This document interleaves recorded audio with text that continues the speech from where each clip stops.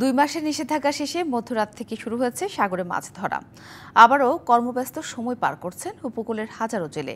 নিষেধাজ্ঞার 2 মাস বেকার অবস্থায় কাটানোর পর মাছ ধরতে পেরে উচ্ছ্বসিত তারা।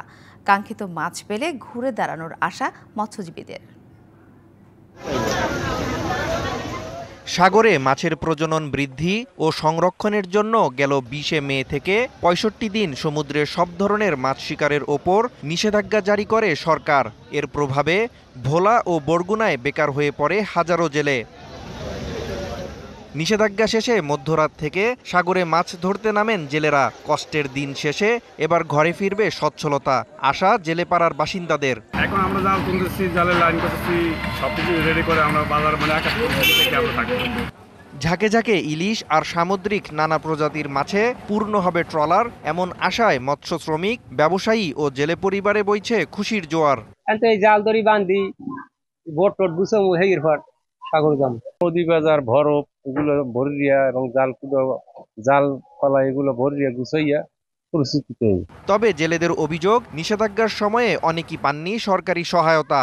ঋণ ও ধার দেনা করে দিন পার করায় ভোগান্তি পোহাতে হয়েছে তাদের। আমরা দিন কষ্টকালে ধার দেনা করিয়া মনে করেন না চলছি, কষ্টে মষ্টে চলছি। এখন আমার কিন্তু চাল ভাতও দেয় না তেমন। আবহাওয়া পরিস্থিতি ভালো না, আবহাওয়া যদি ভালো হয় তাহলে আমরা সাগরে নামিয়ে যাই। 250-টিরও বেশি ডিজাইন অপশন নিয়ে ওয়ালটন স্মার্ট ফ্রিজ, বোঝে আপনার প্রয়োজন।